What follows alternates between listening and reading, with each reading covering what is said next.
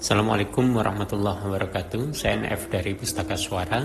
Kali ini saya akan mencoba untuk membahas tentang Gajah Mada. Ya, kebesaran nama Gajah Mada tentu banyak orang yang sudah mengetahuinya. Dia dikenal sebagai patih Kerajaan Majapahit. Namun, sosok Gajah Mada sendiri ternyata diliputi kabut tentang siapa dia, tentang di mana dia dilahirkan dan lain sebagainya. Itu banyak versi. Tentu Anda penasaran kan? Saya coba untuk merujuk pada satu buku, yakni buku yang ditulis oleh Heru Purwanto berjudul Pararaton. Di buku ini dikisahkan beberapa versi tentang Gajah Mada.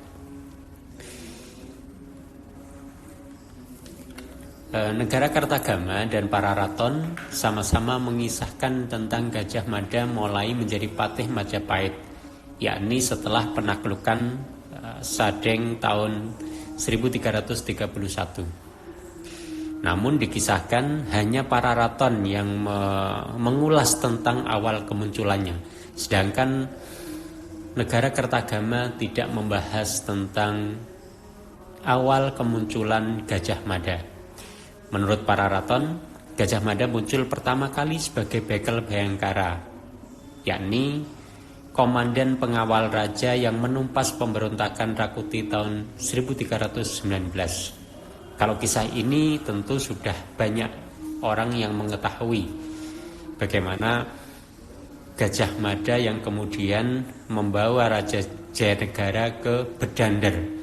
Saya pernah mengulas ini di ulasan sebelumnya. Jadi Gajah Mada ini memang unik. Dia tokoh besar tapi sangat kabur tentang asal-usulnya.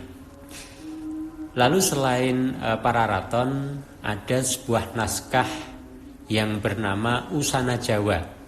Naskah ini mengisahkan Gajah Mada lahir di Bali, jadi malah bukan dari Jawa, melainkan di Bali, sebagai penjelmaan Sang Hyang Narayana atau Wisnu yang memancar dari buah kelapa. Naskah Usana Jawa sendiri merupakan kitab yang ditulis di atas daun lontar yang berisi cerita penyerangan Majapahit ke Bali. Kitab ini ditulis berdasarkan tradisi Bali pasca keruntuhan Majapahit. Jadi ada kisah, ada versi Pararaton, ada versi naskah Usana Jawa. Dan ternyata ada lagi, yakni versi Babat Gajah Mada. Namun di Babat Gajah Mada ini memberi gambaran yang berbeda dari gambaran-gambaran sebelumnya yang saya sampaikan. Di Babat Gajah Mada disebutkan bahwa Mada lahir di Jawa Timur pada 1299. Dikisahkan ada seorang pendeta bernama Empu Suryo Dharmayogi menikah dengan Patni Nariratih. Perempuan ini merupakan pemberian dari guru pendeta bernama Empu Raga Gunting. Lalu pasangan ini kemudian tinggal di pertapaan bernama Lemah Tulis. Saat Empu Suryo Dharmayogi bertapa di sebuah lembah, sesekali sang istri Patni Nariratih datang menjenguknya. Namun di suatu hari kendi yang dibawanya ternyata pecah, sehingga Empu Suryo pun harus pergi ke sungai mengambil air. Pada saat itu datang Batara Brahma yang jatuh cinta setelah melihat Nariratih. Ia menyamar menjadi Empu Suryo sang suami. Nariratih pun menolak untuk bersenggama dengan Batara Brahma yang menyamar suaminya tersebut. Akan tetapi sang dewa marah dan akhirnya bisa menggauli Nariratih. Nariratih pun menceritakan apa yang dialami sang pertapa.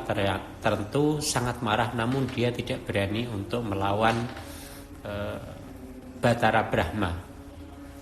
Lantaran takut dengan dewa, maka pasangan suami istri ini pun pindah dan menetap di desa Mada dekat Gunung Semeru. Di desa inilah lahir bayi yang diberi nama Mada. Sedang Empu Suryo dan Nariratih pergi bertapa di Gunung Plambang. Mada kemudian diasuh di desa Mada. Saat Patih Majapahit datang ke Mada, ia kagum melihat Mada kecil. Lalu dibawanya bocah ini ke ibu kota Majapahit dan kemudian dinikahkan dengan putrinya yang bernama Ken Bebet. Dan di kemudian hari kita mengetahuinya bahwa Gajah Mada dikenal dengan nama Patih Gajah Mada. Apakah ada lagi? Ada versi lainnya, yakni versi sejarawan Agus Aris Munandar. Disebutkan oleh sang sejarawan bahwa Gajah Mada ini adalah anak dari Gajah Pagon. Saat perang dengan Daha, Gajah Pagon terluka dan dititipkan ke buyut Pandaan bernama Macan Kuping. Gajah Pagon sendiri disinyalir putra dari Raja Kertanegara pendiri Singasari yang lahir dari Selir. Gajah Pagon kemudian menikah dengan anak dari Macan Kuping dan lahirlah Gajah Mada. Hal ini berkaitan dengan langkah Gajah Mada di kemudian hari, yakni tahun 1351 yang mendirikan bangunan Caitya atau semacam candi untuk Raja Kertanegara dan para pendeta yang gugur dalam peperangan melawan Jaya Katwang tahun 1292. Kenapa? Karena memang Gajah Mada adalah cucu dari Kertanegara. Candi yang dibangun oleh Gajah Mada itu adalah candi untuk leluhur, sehingga sangat menurut sejarawan Agus Aris Munandar bahwa ketika Gajah Mada membangun candi untuk Raja Kertanegara itu karena Raja Kertanegara adalah leluhurnya, karena merupakan kakeknya dari bapaknya Gajah Mada yang bernama Gajah Pagon tadi. Sementara itu ada satu lagi versi tentang kemunculan dan kematian dari Gajah Mada. Ini merupakan cerita tutur dari Desa Modo, Kabupaten Lamongan. Menurut cerita tutur warga Desa Modo, Kecamatan Modo, Kabupaten Lamongan, di desa tersebut konon merupakan tempat lahirnya Gajah Mada. Di desa ini ada punden yang konon tempat bermain Gajah Mada waktu kecil. Dan di desa Sendang Rejo, Kecamatan Ngimbang, Kabupaten Lamongan terdapat situs makam Dewi Andongsari, putri Kiai Gede Sidawayah.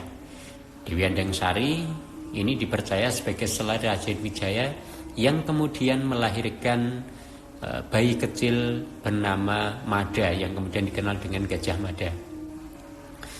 Dan ini tentu berkaitan dengan kisah Gajah Mada yang menyelamatkan daerah Raja Jayanegara ke Bedandar, yakni Desa Sumber Gendong, Kecamatan Kabuh, Kabupaten Jombang.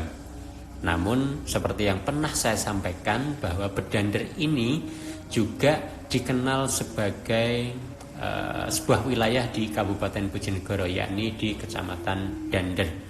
Lalu versi cerita tutur dari Desa Modo ini, kapan Gajah Mada meninggal? Para raton menyebut Gajah Mada meninggal pada tahun 1368 karena sakit. Sedangkan Negara Kertagama menyebut kejadian itu tahun 1363, yakni saat Sri Hayam Wuruk mengunjungi Candi Simpang, tempat pendarmaan Sri Kertarajasa pendiri Majapahit. Waktu itu Sri Kertarajasa mendapat kabar bahwa Gajah Mada sedang sakit. Di tahun berikutnya Gajah Mada meninggal dunia.